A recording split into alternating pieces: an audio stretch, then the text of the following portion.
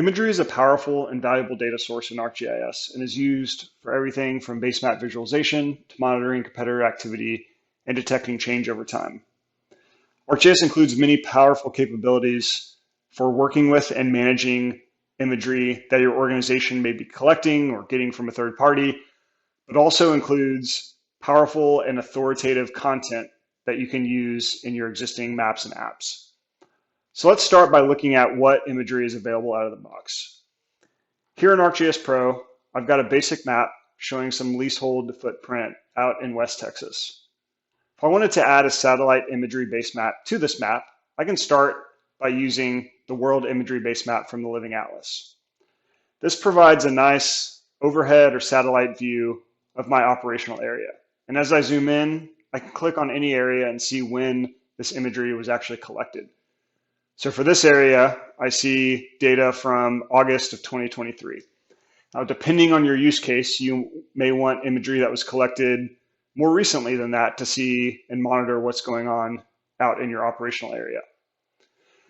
In the Living Atlas, there's a variety of authoritative and valuable imagery content that you can access through multiple aspects of ArcGIS. Here in ArcGIS Pro, I can go to my portal content pane and search in the Living Atlas for imagery. And doing so and filtering on imagery layers returns a variety of different imagery sources that I can use and pull into my map. So things like NAPE imagery, Landsat, and even Sentinel-2, which is one of my favorites. And as we add these different sources, we can kind of compare and contrast and see what's different between them. So starting with NAPE, again, I can toggle this on and off and compare it to my World Imagery Base Map, and I can see there is some change, probably having to do with the time of year that this imagery was collected. Sentinel-2 is one of my favorite data layers because of its high revisit rate.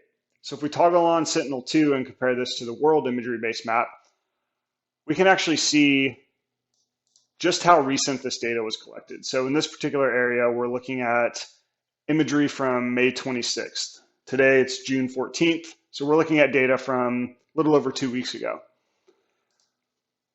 Again, we can see a lot that's changed from August of last year to May of this year.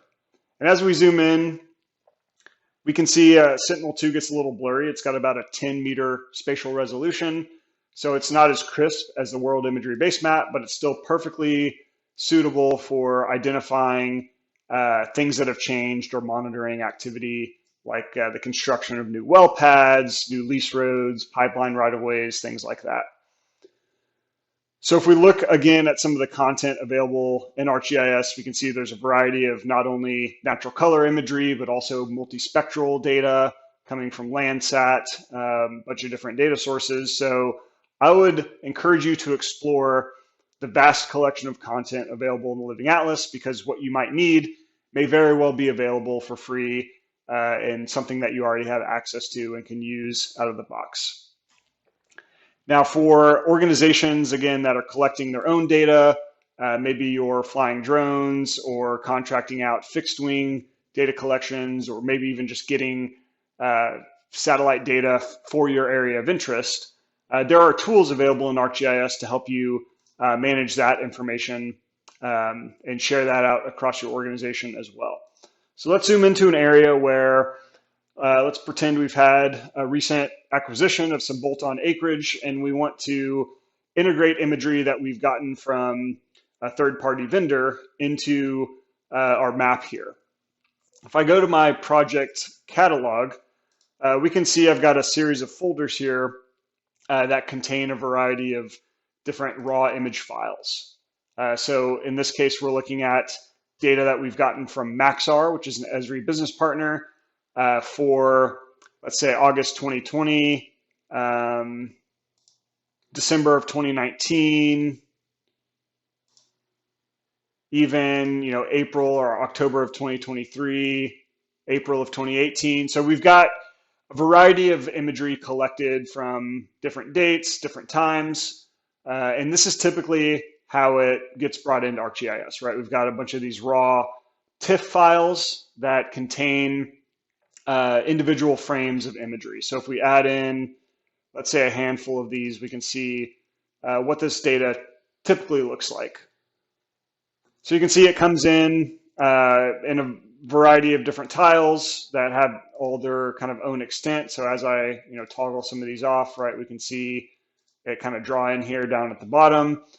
And this is nice because we're able to add in imagery, but it can be a little clunky to manage, right? In this case, I've got maybe 9 or 10 individual image files that I've added to my map. I can come in here and maybe I can group them so I can toggle them all on and off at one time, but I'm going to have to do this for all of these different folders that I've got data from, right? And that can be a little cumbersome to manage.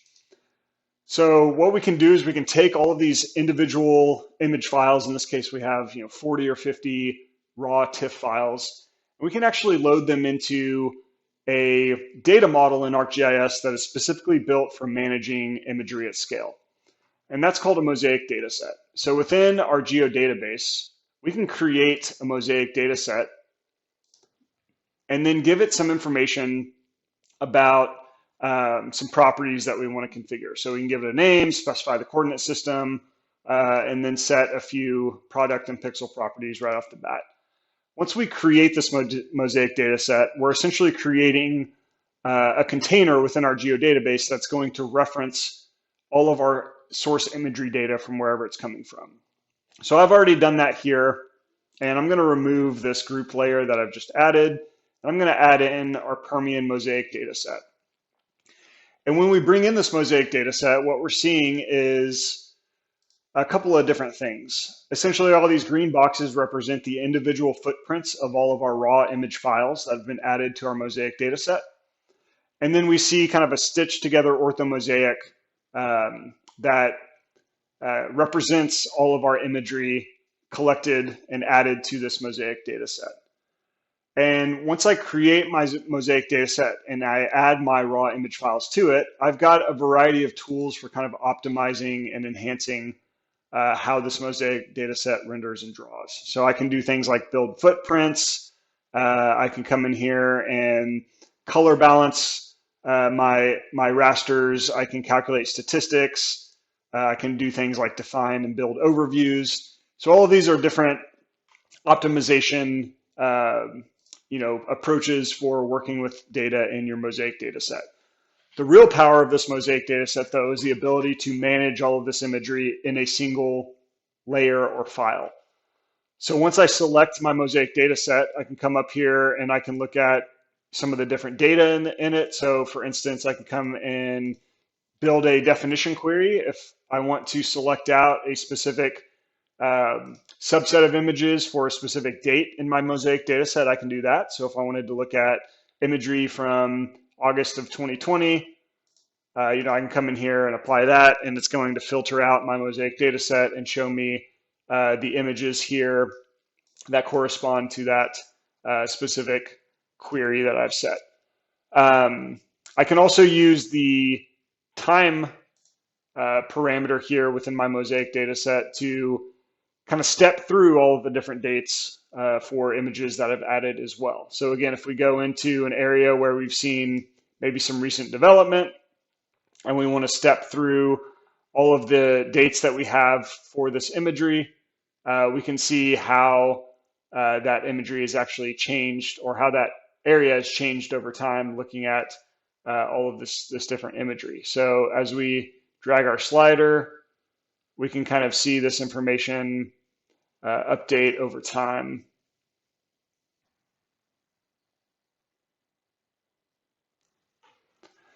So once we've got our mosaic data set processed with all of our imagery, we can then share this out and make it accessible to users across our organization.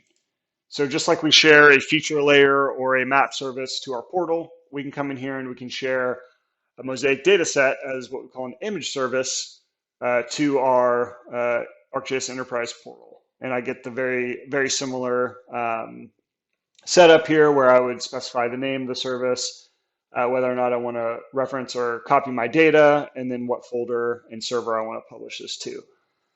So again, whether or not you're working with your own imagery data that you've collected or had collected on your behalf, or you're just wanting to use imagery content available out of the box, ArcGIS includes many different capabilities and data sources for your image management needs.